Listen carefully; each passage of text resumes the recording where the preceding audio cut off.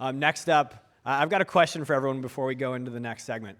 If you have ever bought a crypto token, could you put your hand in the air? Any crypto token. All right. Now, leave it up there if it was Bitcoin, if your first one was Bitcoin. Interesting. Okay. It's not 100%, but it's most of you. Okay, you can put your hand down. Thank you. Our next segment is on Bitcoin. Bitcoin's had a heck of a year, a lot of interesting stuff going on, and we've got the cutting edge of innovation on Bitcoin coming up.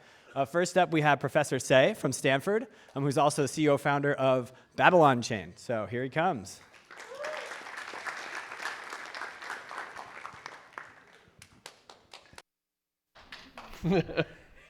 Hey, thanks.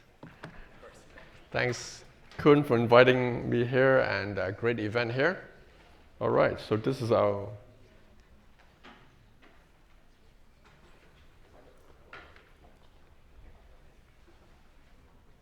Okay, so good? All right, so yeah, the topic I'm talking about today is Bitcoin staking. It sounds like a weird name, right? Because Bitcoin is proof of work, staking is proof of stake. What's going on here? Was it a typo? No typo. All right, yeah.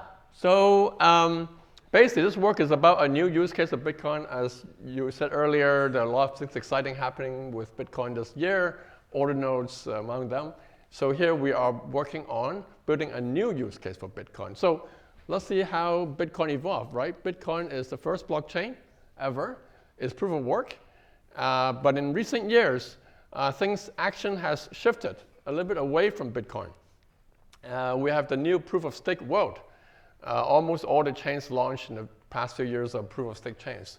So they include very big chains like Ethereum, medium-sized chains, small app chains, now layer 2s, etc. So many proof of stake, different types of system. Proof of work, however, Bitcoin, however, is still sitting here, hasn't gone away. Still more than 50% of the market cap. However, it is a little bit hard to connect Bitcoin to the rest of the world. And one reason is because of the limited programmability on the Bitcoin chain. That makes it hard to build very secure bridges.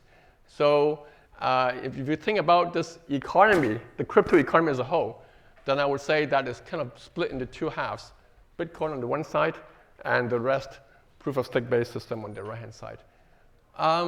So the work here is about a new use case which aims to connect these two halves of the world. So what is this new use case? This new use case is very simple. Bitcoin is a 21 million Bitcoin, 550, I don't know, changes every day, it's hard to say, billion asset, huge asset. What we are doing in this work is essentially turning this huge asset into a staking asset. That is, you can use this asset as a staking asset on any proof of stake chains on the right-hand side. So that's what the technology we're building is. All right. So I find this a quite interesting technology because it's kind of a bit funny. Because proof of stake was built to essentially replace proof of work. But what I'm saying is that actually proof of stake chain create a new, very powerful use case for Bitcoin. So I find that quite interesting. All right. So Bitcoin staking is the concept that we are working on. It is a two-sided market. On the left-hand side, the Bitcoin holders, anyone who has Bitcoin, retail, like the people who put up your hands earlier, institutions, miners, anyone who has Bitcoins on the left-hand side. And right-hand side are the proof of stake systems, proof of stake chains. So security from left to right, yield from right to left. And there's a two-sided marketplace. So to understand a little bit more why this marketplace is interesting, in other words, why do both sides of the participants of the marketplace are interested in participating, let's understand a bit more about Bitcoin as a staking asset. So Bitcoin actually, if you view it as a staking asset, in other words, as an asset that allows you to stake and secure a proof of stake chain, there are very interesting aspects. One is that Bitcoin, unlike other proof of stake asset, itself is not used to secure the chain because it's secured by proof of work. So therefore, it's unencumbered, which means that the leverage risk of using Bitcoin as a staking asset is lower than using an asset which is already securing an existing chain, like Ethereum. Number two is relatively idle. Many people who hold Bitcoin, turns out that they just put it in the wallet, and they don't really use it. They earn no yield. They just sit there. So you're an idle asset, and you can create a secure use case for it, then potentially it will become very powerful. For example, the cost of using that could be much lower. Three, is relatively less volatile. If you compare it with a lot of a proof-of-stake asset, it's a much less volatile asset. We did a lot of volatility analysis. And less volatility is good because security is about stability. Number four is that Bitcoin culture is HODL. Lots of people hold Bitcoin for a long, long time. And that's a good thing for security because if you stake an asset, you're hoping that the staker will not want to withdraw anytime soon. It will just hold it there for long term, months or even years. And a chain which receives this kind of alignment, stability, is a very useful thing for the security of the chain. Finally, it's a very decentralized asset. And therefore, a chain which uses this asset as a staking asset will help to decentralize the chain. So really a lot of advantages. And so from that point of view, one can think of it as two ways. So why do Bitcoin holders is attracted to the staking protocol is that they can hold Bitcoin, they can hold a Bitcoin, and yet earn altcoin yield. So the altcoin yield is from the proof-of-stake chain. So you can hold Bitcoin. You don't have to buy the native asset, buy an volatile asset, but at the same time, you can get some upside. And for people who are thinking of buying Bitcoin or native assets, so that will attract them to buy Bitcoin as well. On the right-hand side, this would provide a cheaper, decentralized, more stable source of security. It is a good thing because a lot of proof-of-stake chains, especially new chains, they pay a lot for security. They have to inflate the coin a huge amount in order to attract stakers to stake in a native asset.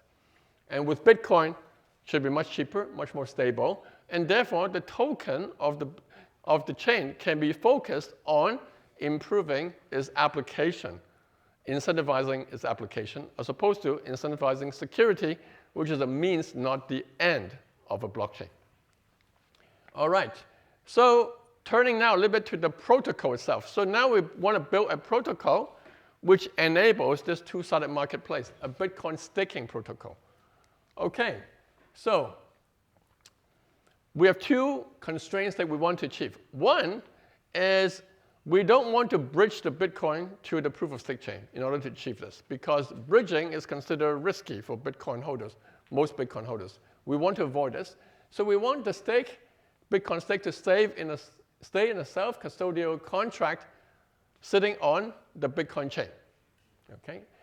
Number two, at the same time, to make it a correct collateral to provide true security to the proof-of-stake system, it needs to be slashable. In other words, in case the validator of the proof-of-stake chain do something bad, the stake can be slashed. Otherwise, it is not a proper collateral. However, because we don't have smart contract on the Bitcoin chain, this is hard to do. And essentially, our technology enables us to build a protocol achieving both of these objectives, which is, one, we can provide full slashable security.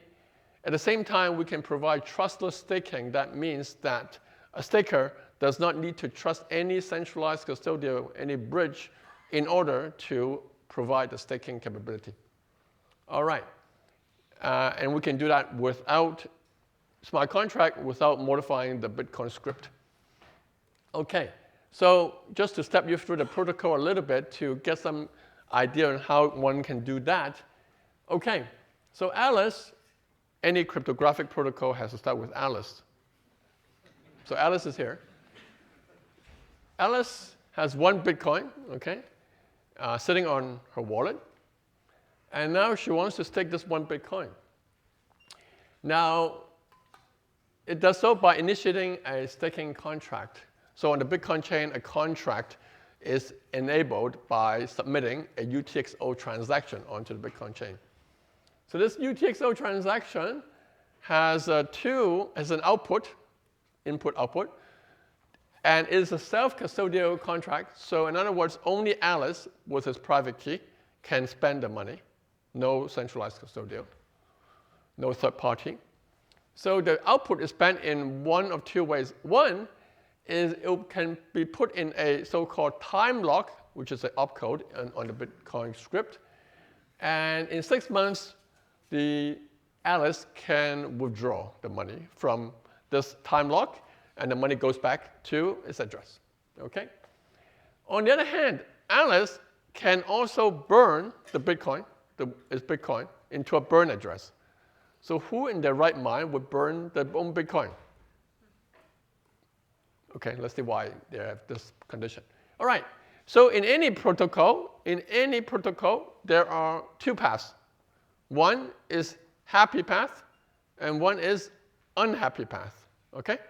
So you have to have an unhappy path in order to have happiness all the time. Okay, let's see why. All right, the happy path basically says that Alice now start validating the proof of stake chain after the staking contract has been submitted and entered into the Bitcoin chain. Alice can start signing blocks, okay? And Alice is doing everything properly, following the protocol. And after 6 months, Alice can now unstake and obtain a reward. And typically the reward will be given on the proof of stake chain. So if you have a wallet which can directly connect to both chains, then you can see your reward. You can also see that you got your Bitcoin back. Okay, that's the happy path. Now the unhappy path is when Alice somehow turns evil, okay, and tries to do something bad. This is an unhappy path.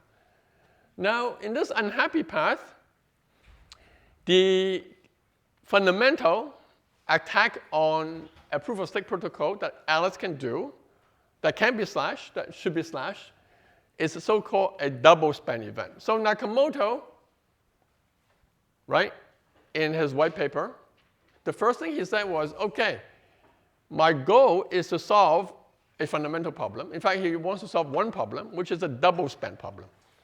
So here's a double spend problem.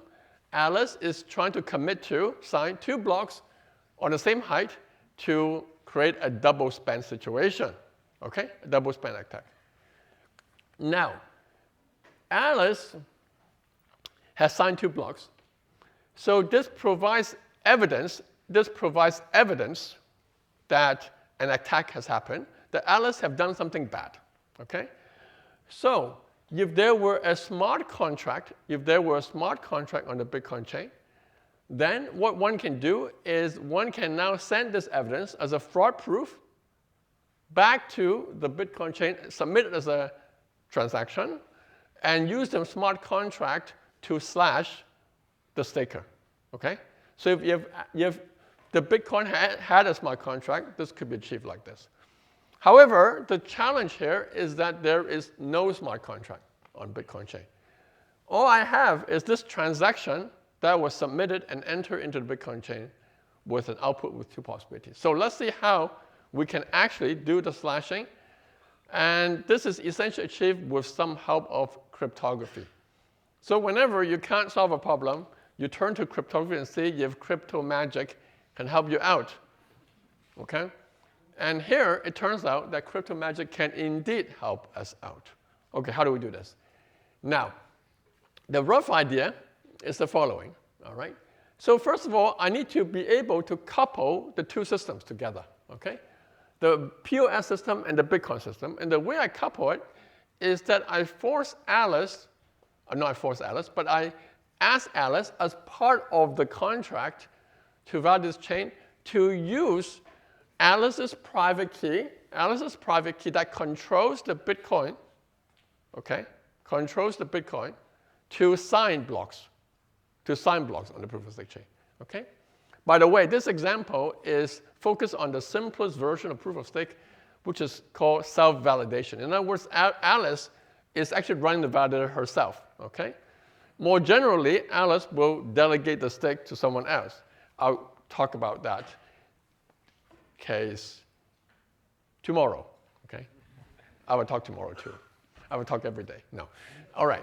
So All right. OK, so this is self-delegation.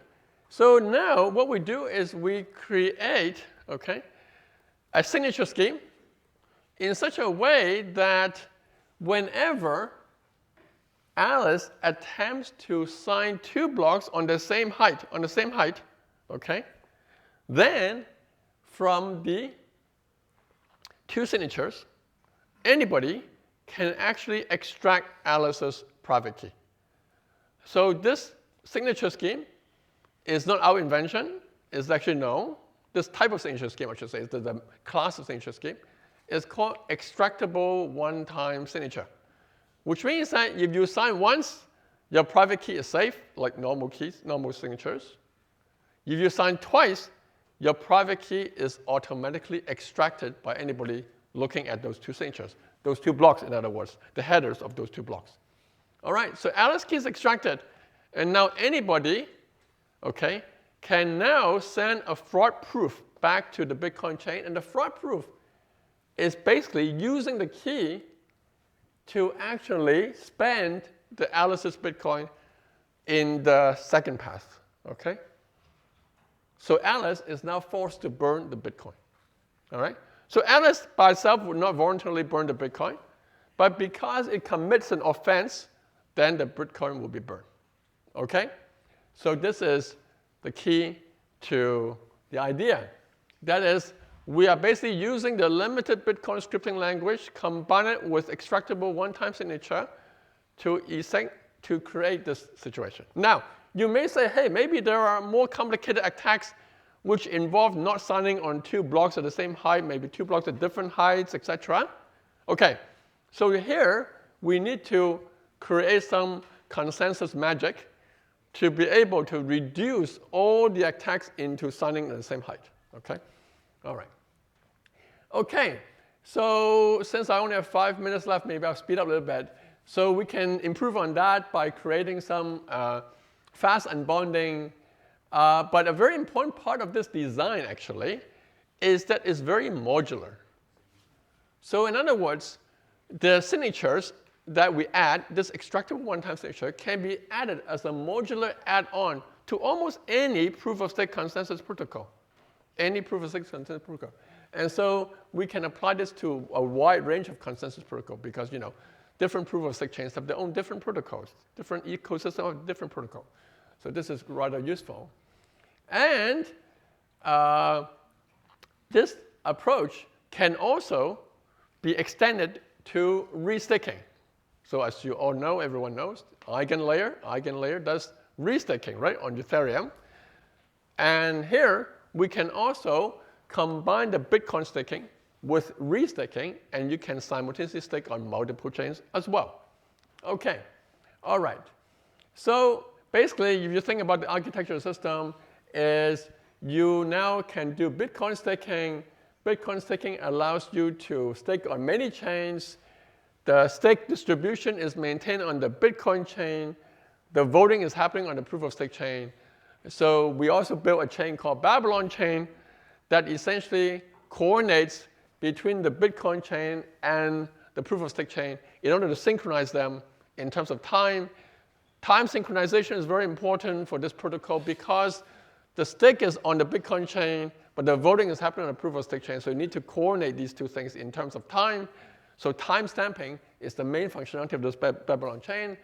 And this we already built into a testnet, a time stamping protocol that allows proof-of-stake chains to achieve this time stamping. So the first ecosystem that we apply this is the Cosmos ecosystem. So we have 31 chains all getting timestamp on Bitcoin. And we're now building a second testnet implementing Bitcoin staking on top of this Bitcoin timestamping. Cool. All right. OK, so let's recap. What have we done? So Bitcoin, one side, proof-of-stake one side.